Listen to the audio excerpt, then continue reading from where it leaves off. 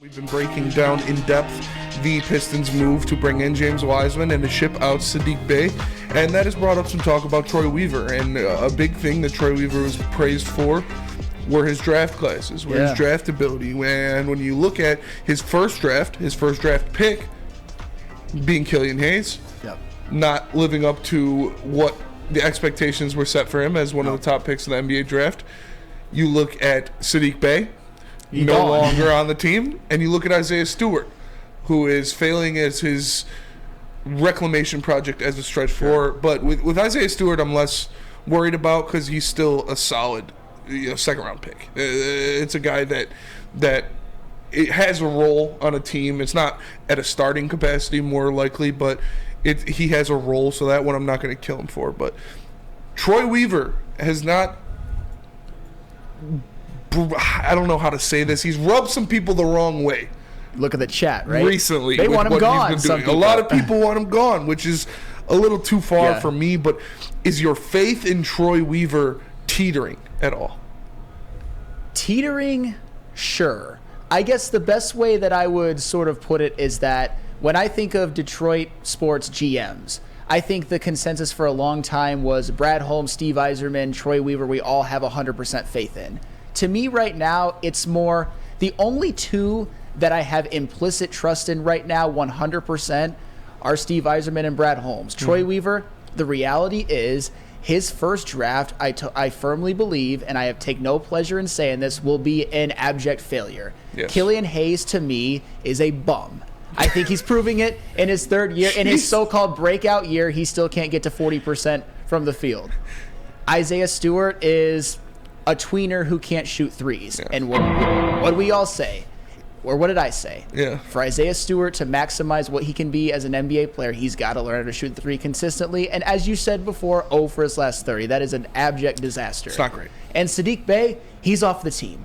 He's gone completely. So that draft, his first ever draft, absolute failure, at least up to this point, and I don't think it's going to get any better. But in 2021, who did he take number 1 overall? Cade Cunningham. And in my opinion, he does get credit for that pick because there were Jalen Green people, there were Evan Mobley people, and both of them have turned out to be good players. But Jalen Green, I wouldn't want him on this Pistons team. He's too much of a solo act. And Evan Mobley, I mean, obviously he's a really good big, but he hasn't quite taken that step that I thought, although he is an elite defender as well. Cade Cunningham, great pick. I think we expect that his ceiling is best player on a championship team. And then last year's draft, Jaden Ivey.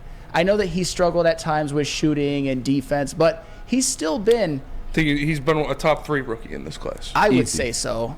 I mean, Jalen Williams of Oklahoma City might be. Yeah. But give or take, at the worst, a top 5 rookie. And Jalen Duren, I think we all are happy with what he's done defensively. Yes. And his perimeter defense, I didn't even think he'd be that good. No, me either. No, I don't think anybody did. But he's the best defender.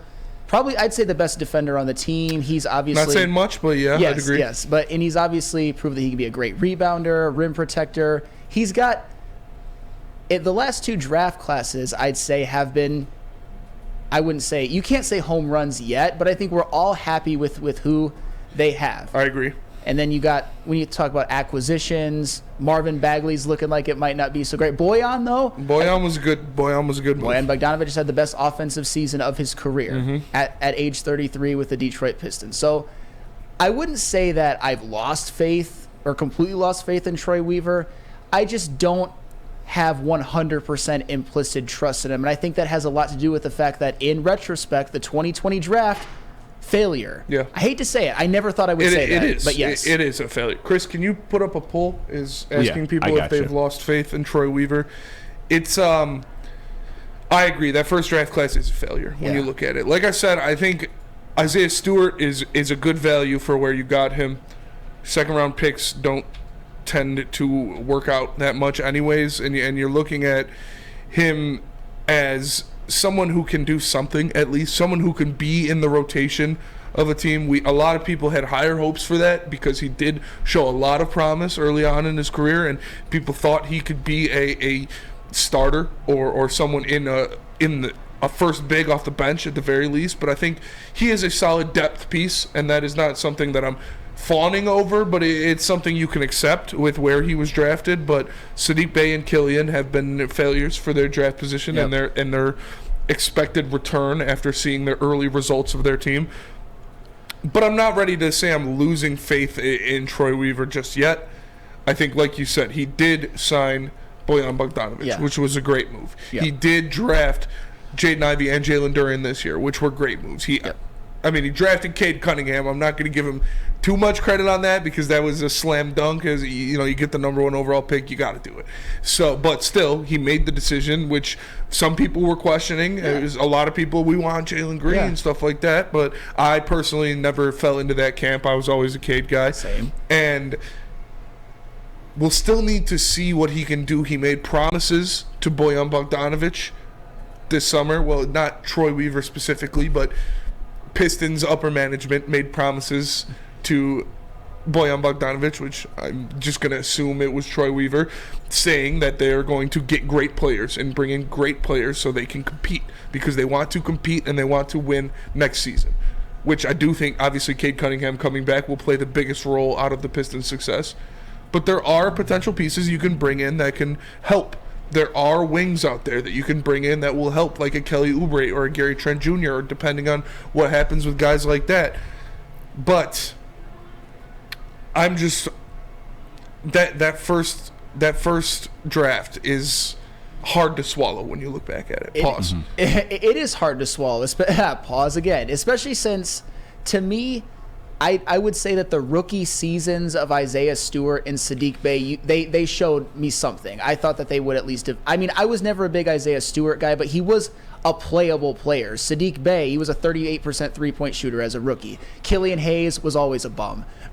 But that just by the numbers, his first 2 years were historically awful. But I'm definitely not ready to give up on Troy Weaver by any means. Like we've said many, many times, losing Cade Cunningham both offensively and defensively is devastating. Yeah. Like, just imagine before the season if someone would have told you that Cade Cunningham would play 12 games, basically be a lost season. I think a lot of people would have said they might struggle to win 20 games. That's exactly what they might do, although I think they'll clear 20. Yeah. But with Cade Cunningham back, with another year of Jaden Ivey and Jalen Duren, maybe a James Wiseman is one of those great players already to add. And if they can add like a Kelly Oubre or Gary Trent Jr., either of those players would probably have me doing backflips. At least for this team. It wouldn't. I think that's kind of the test of Troy Weaver.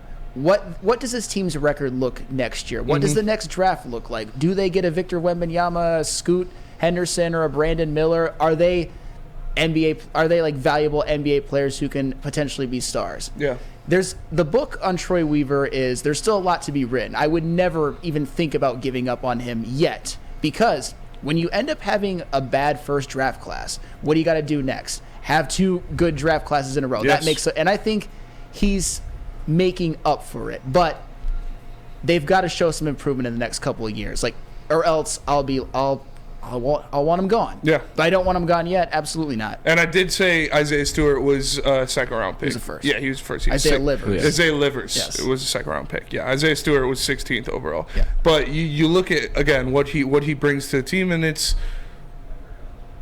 about what you expected to get out of him when you're drafting a guy of that caliber, that size at that position. He didn't have star potential written all over him, and it's hard to get a star in the NBA outside of the first 10 picks of the draft. Yeah, but now I kind of wonder if that's sort of your takeaway. Why in the world did you draft him?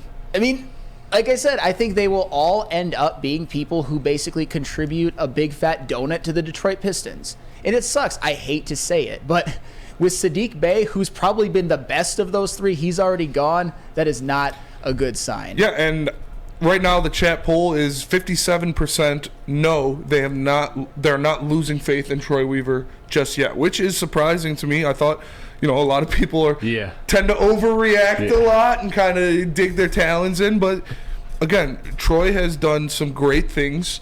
Great second-round picks in guys like Isaiah Livers and different things like that. Again, I apologize for that.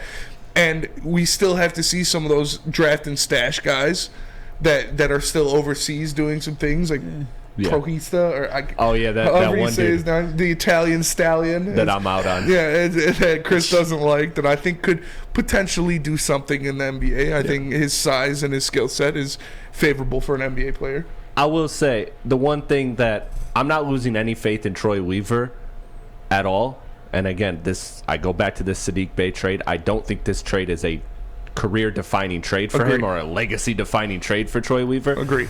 But I am starting to see that there could potentially be somewhat of an Achilles heel when it comes to Troy Weaver, and that is falling in love with these prospects that don't work out in their first scenario. And I'm all for that idea, especially when you are a rebuilding team, and especially when you inherited a team like Detroit that had no assets to start with. Of course, you want to take flyers on guys because a lot of times with NBA players, fit is everything. And it can make or break a player's career. So I'm all for going for this. But he has continuously done this with Marvin Bagley, with Wiseman, with Josh Jackson, Kevin Knox, Jahlil Okafor. Remember, Frank Jackson. he was here. Like, he takes these swings on these former high picks that don't work out. And again, I'm not saying he shouldn't do this, but he has done this now for 3 seasons. And I'm starting to wonder, maybe that could be an Achilles heel. Maybe he could be, he could be that guy that thinks he can fix the girl. And you just can't do it. Save a hoe. Yeah, you can't save a hoe. Come on, you know that. J. Cole can't save her. J. Cole, don't save her. She don't want to be saved. But it's true. But you don't want that Jada and Will love. Yeah, they don't want that Jada and Will love. They keep a toothbrush at your crib, love.